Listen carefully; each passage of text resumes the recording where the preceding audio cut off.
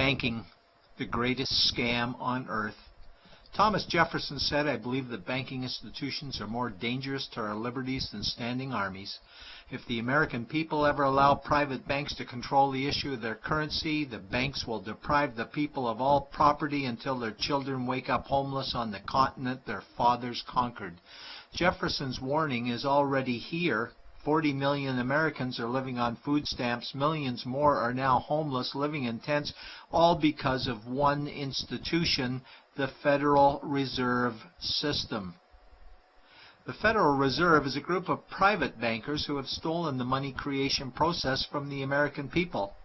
Most people still believe the Fed is an agency of the government working in our best interests. It is not. There is no greater form of evil in the world today, so let's explore the banking scam. None of us have ever been taught anything about money. The reason is to prevent us from learning the truth that money is a trick and money is a trap. When solving any crime, there's a universal truth: follow the money, but with the banking scam, follow it backwards. Where does money come from? The world's money supply is always growing. Where does all the new money keep coming from? Money comes from privately controlled global banks like the Federal Reserve System. They create money every day, which increases the world's money supply. Because all banks are either owned or controlled by private bankers, the real question is, how do private bankers create new money? And the answer is they create it out of thin air. Bankers create money out of nothing. They make it up. It is a fiction. Wow. Godlike power to create something of value out of nothing. A stroke of a keyboard and money is created. In fact, only 3% of the world's money is even in the form of bills and coins, which means 97% of all money in the world is just numbers typed on a computer screen. This is part one of the banking scam. Money is created out of nothing. The second part of the scam is this phony money is issued as debt. What is debt exactly? Well, when you consider we work our whole lives to pay it off, you could say debt is slavery. But whose debt is this phony money? It's our debt, all of it. It's our debt when we use credit cards, we get student loans, borrow money for mortgages, all bank borrowing. And it's our debt again when the government borrows, which is each and every day. In today's world, money is debt and debt is money, and don't forget the interest charges. Money equals debt and debt equals slavery, therefore money equals slavery. Our monetary system is a carefully concealed system of slavery. Why? Because our government can create the same money for free with no interest charges, just like they used to, as the Founding Fathers designed it inside the United States Constitution for our protection against private bankers. The third part of the banking scam is very evil. When bankers create money from nothing and issue it as debt, they only create the principal portion of the debt. They do not create the money for the future interest payments. There is not enough money in existence for all of us to make our interest payments. In fact, our money creation system is even mathematically impossible. Money issued by the banks, principal debt, does not equal the money demanded back to the banks, principal plus interest. We are forced to play a game of musical chairs to see who can make their debt repayments. This guarantees a world of bankruptcy, competition, and scarcity of money.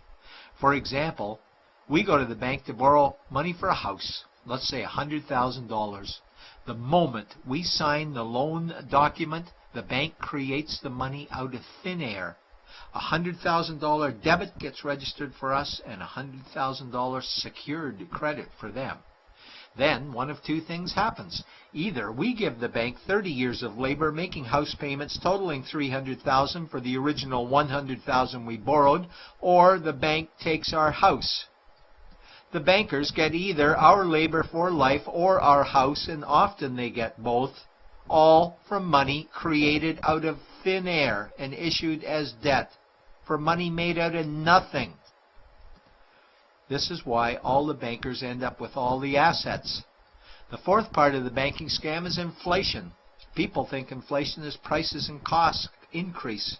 A better answer might be the value of our money always goes down. Inflation is created every time the central banks print money, which is every day. Where does all this new money get its value? The answer is it steals its value from the existing money supply, where our savings are. Our savings are disappearing because of the new money they're printing. If money creation was in balance with goods and services, there would be no inflation. Prices would stay the same. But the reality is banks always print money, driving prices ever higher, which steals the value of our savings, making them disappear. Since the private bankers created the private Federal Reserve in 1913, the United States dollar has lost 97 cents in purchasing power. An item in 1913 that cost $100 in 2011 cost $2,230, a price increase of 2,130%. This is the banking scam. 4 parts. Private bankers create money out of nothing and charge interest on it. There is no money created for the future interest payments, and inflation steals our savings every day.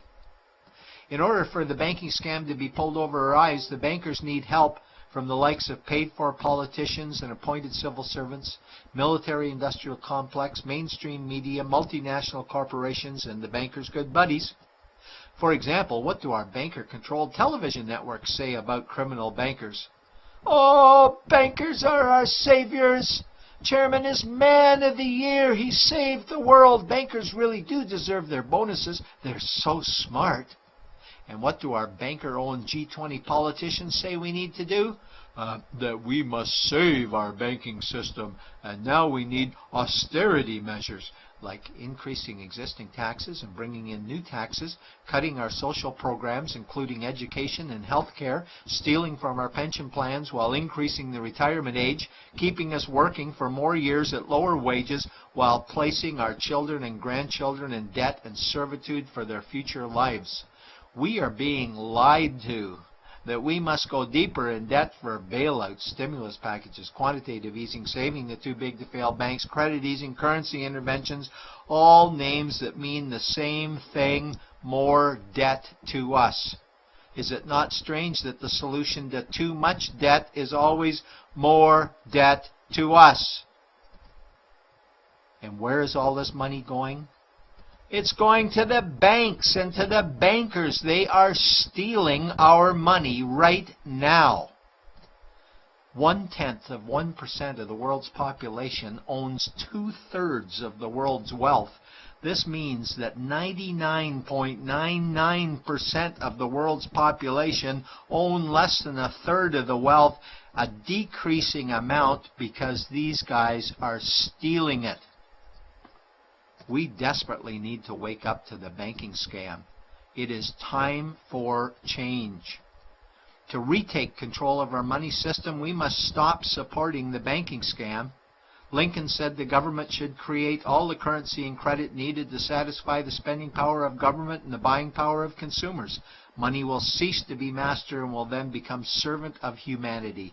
And Jefferson said the issuing power of money should be taken from the banks and restored to the people to whom it properly belongs. It's a pyramid scheme. And we, the people, are the bottom layers of the banking pyramid. Without our support, the banking scam collapses. We have to do it ourselves. Wake up, get active, wake others. Remove our money from the bank. Buy gold and silver coins. Get out of debt. Rip up your credit cards. These actions will bring down the banking scam. Only vote for politicians who support debt-free money, or run for office yourself, and turn off mainstream media to search for the truth while you still can. And support every effort to end the Federal Reserve System and all the privately owned central banks. Let's bring these criminals to justice to get our money and our countries back before it's too late.